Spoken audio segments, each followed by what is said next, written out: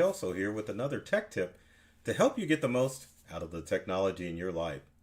Today we're talking about the most commonly asked tech questions that people want to know, or I should say, ask me, because that would be more appropriate. As a tech expert and owner of Integral, I'm constantly asked all the time by people about specific tech questions. And I think it's probably best to make a video about this and share with you what the answers are to most of these common tech questions. So we'll get it out started off because we have a lot of questions to go through and a lot of answers to provide. So I think the number one tech question that most people ask is which brand of computer is better and which brand of smartphone is better. So we'll start with computer. So which brand of computer is better, Mac or Windows? Well, to be honest with you, I think both computer manufacturer parts come from the same factories overseas in Taiwan or wherever they make computer stuff. Um, as of right now, Macintosh computers run on Intel processors, and the same thing with Windows computers. Um, and it's pretty simple. Once upon a time, Mac users wanted Apple users to use Macs. So they installed the processor that was used in Windows computers, which is an Intel processor. Same thing with hard drives in Mac and memory. Most of those items come from the same factories. It's just the operating system that makes it better. Now, we'll say this. As far as the difference between a Mac and a Windows computer, Mac computers are usually higher end priced computers. So an average Mac starts around between $1,500 and $1,700. So when you buy a Mac, you're basically getting a top of the line computer, and that's all Apple designs is computers that are high end. You could spend as much as $3,000 on a Mac, and most of my Mac users out there know this. So if you buy a $1,500 Mac versus a $400 Windows computer, obviously the Mac's going to have the better components in it. With the Apple, it's easy to buy a computer because all you worry about are the what size of MacBook you want or Mac Mini or iMac, as opposed to worrying if it's got enough RAM or enough storage space. With Windows computers, Windows is geared for every price line. So you can buy a low-end Windows computer or high-end Windows computer. Most people opt for low-end thinking that they're outsmarting the industry by buying a cheaper computer. But trust me, if you've only spent about $300 or $400 on your Windows computer, there's no way it's going to compare to a Mac. But overall, it doesn't matter what computer brand you get, Windows or Mac, they're both going to be able to perform the same jobs such as searching the web, checking email, getting on social media. Even if you have graphic design programs like Adobe, as long as you get enough power in your Windows computer, it's going to fare as well as Mac. And of course, Macs have the reputation of being the better graphics computer and not business computers. But trust me, in my experience, you can use Windows computers for business. You can use Mac's computers for business. You can use Windows computers for graphics, and the same thing with Macintosh computers. So it doesn't really matter. Go with what you know and go with what's in your budget. In most instances, it will allow you to do what you want to do. So there's a Mac computer. It's got Catalina on it. The menu's down at the bottom. Start menu for Mac is up in the upper corner, whereas in a upper left-hand corner. Whereas on a Windows computer, your start menu is going to be down in the corner.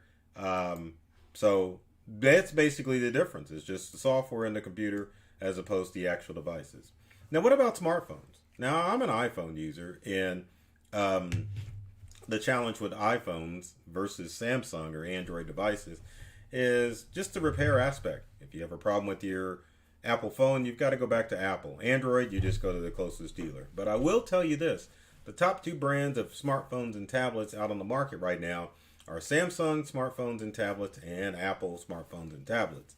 The craftsmanship and the durability of both Samsung or Apple are just, you can't compare in the industry. So as far as those brands are concerned, those are the top brands. But again, with technology, if an Apple or a Samsung device is not in your budget, you can definitely go with an LG or some of the other Android products and get the same life out of your smartphone. So our next question is, how do I know that I've been hacked? Well, that's kind of a tricky question, but it's one that's easily answered. So normally you'll see people post on social media that they've been hacked, where they're getting friend requests, you get spam email, anything that seems odd. Most people will assume that it's you've been hacked. That's not the case.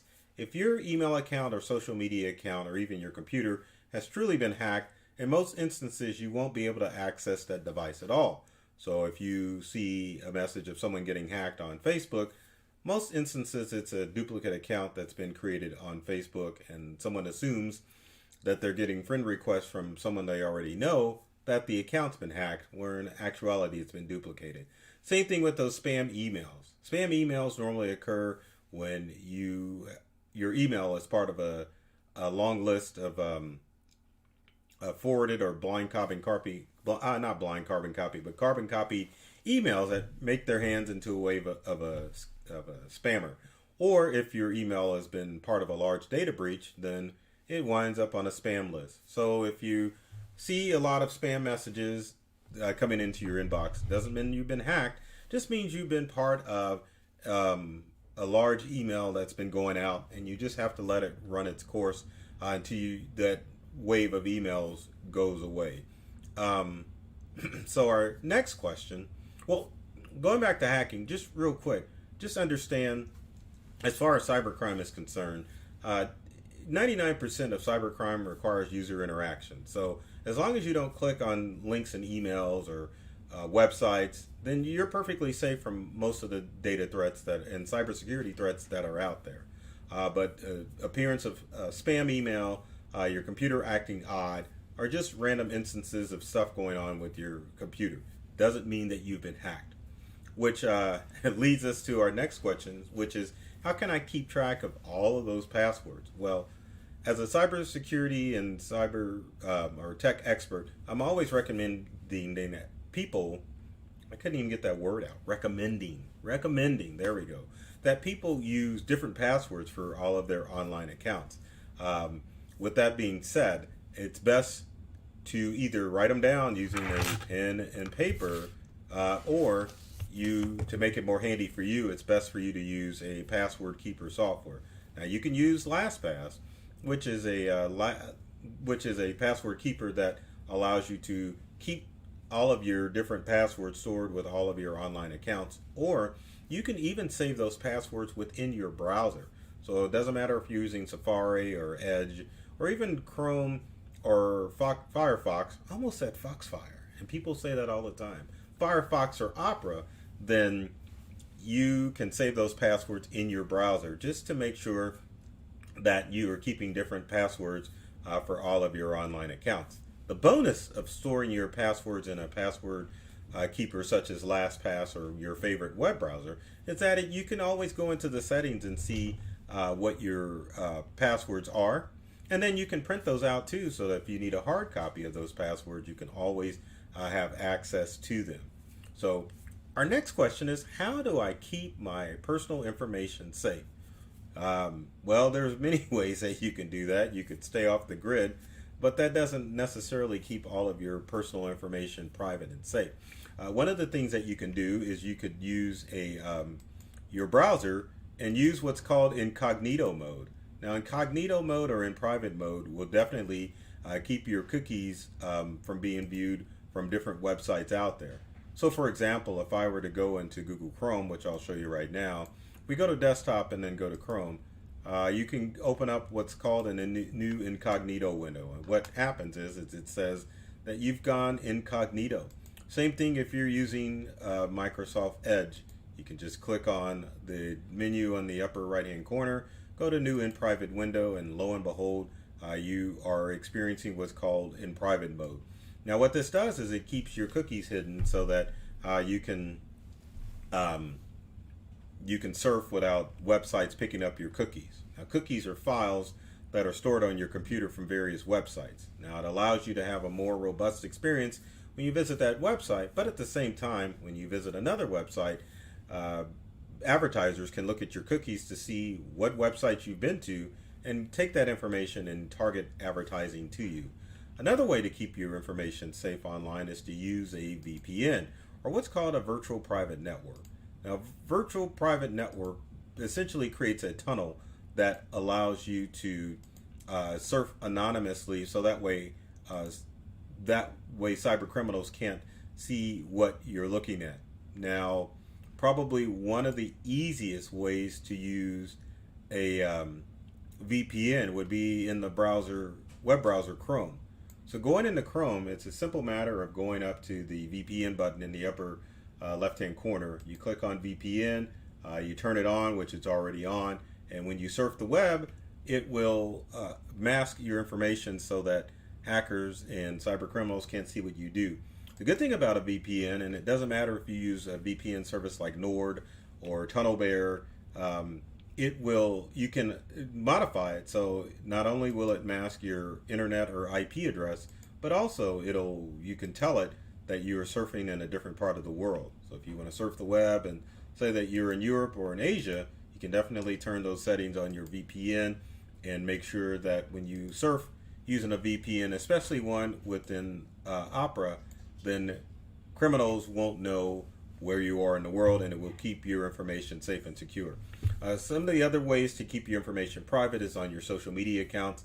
You want to set your social media accounts from public to private, so that way hackers can't see your information in the cloud, and it keeps your identity a little bit safer as well, because under most circumstances, if you have a public social media account, all it takes is your name and a Google search for someone to locate your social media account. So keep that in mind. So the next question is always, what is the cloud? And that is a funny question, because basically the cloud is just essentially someone's computer. And many of you say that you avoid the cloud, but in all actuality, you are embracing the cloud. So if you're using email accounts such as Yahoo and Google and even iCloud or Outlook.com, those are examples of web-based cloud accounts.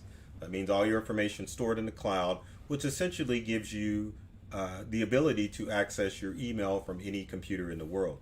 Same thing with cloud-based drive services such as Dropbox, OneDrive, Amazon Drive, iCloud Drive, and Google Drive. Those are considered cloud accounts and considered working in the cloud. So whenever you want to know what the cloud is, it's not one place. It's a generic term to use to basically say that you're storing information on someone else's computer. Next question is, how can I make my internet faster? Now that basically boils down to your internet service provider. If you're having Wi-Fi issues at home, that's a different story. But if your internet is slow, it could be one of two things. Number one, you have to check your internet provider to make sure that your internet is working well. And one of the best utilities to do that, while my eyes dart off the screen, is to go to speedtest.net. If you go to speedtest.net, you can just basically click go.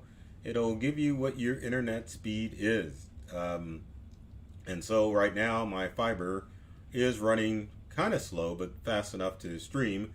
So I'm not too terribly worried about it. If your internet's running slow, actually I should be at 100 as opposed to 50, you can restart your router just to make sure that your router is reset. But if you're having issues in your home or office with Wi-Fi, then you would have to extend or purchase a range extender in order to make sure that you have full and robust internet throughout your home or your office. But always start with your internet provider first.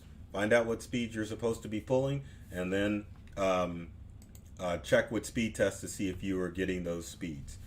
And the next question is, how do I get my deleted files back and emails back? Well, now if you're using a web-based email service such as Google or Yahoo, if you delete an email, it normally goes into the trash bin on your email program. So a simple search of your trash can on your computer will find your email. Same thing with Windows computers and Macintosh computers.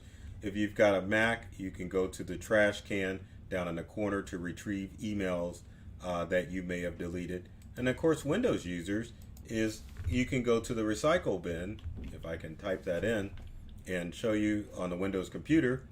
If you go to recycle bin, it'll show you where your files are, and you can be retrieved, or they can be retrieved from the recycle bin. But unfortunately, if you've deleted those items from the recycle bin or the trash can, then you would have to rely on a data recovery service to retrieve those deleted files or your backup. So my recommendation is always back up your information. So if you delete something, you can go to your backup and retrieve it, and make sure it's an automatic backup. But if you lose those files, then you would have to send them off to data recovery services, and those services can start at $500 and go up to a couple of thousand, if not more. So always back up your stuff. And our final question is, what is the best antivirus software? So truth be told, if you've got a Windows or Mac or a smartphone or tablet, you really don't need any antivirus software because it's already built in. And for smartphones, it's just a matter of not downloading apps from the App Store. So if you've got a Windows computer, you've got Windows Defender, which I can show visually because it's down in the lower corner. If you click on the icon for Windows Defender, lo and behold, Windows Defender will show up and it'll let you know that everything's protected. Now, if you've got a Macintosh computer, it's called XProtect, but it's built into the operating system, so you really can't see that it's doing things, but it is working in the background. So you don't need to pay extra for Norton or any of those other programs out there. Same thing for your smart devices. If you've got a smart device, you rarely are going to get a virus with that device. The only way to get it, again, user interaction. So make sure you're careful what apps you download from the Google Play Store and the Apple App Store, and make sure that you're staying away from bad websites. So with that said, I hope this answers all, well, not all, but some of your most commonly asked tech questions out there so that you can get a better understanding of how technology works and what you need to do. So I always have to throw this out here, but be sure to subscribe, like, and share our channel and our live feed on Facebook, LinkedIn, Twitter, I think I forget something, Instagram. So anyway, like and share, and be sure to subscribe to our YouTube channel. There's tech tips and tricks that are designed to help you get the most of technology in your home or business. So like I always say, I love technology. I've read all the manuals, and I'm serious about making technology fun and easy to use for everyone. So take care of yourself and do many things to make you smile. And thanks for watching.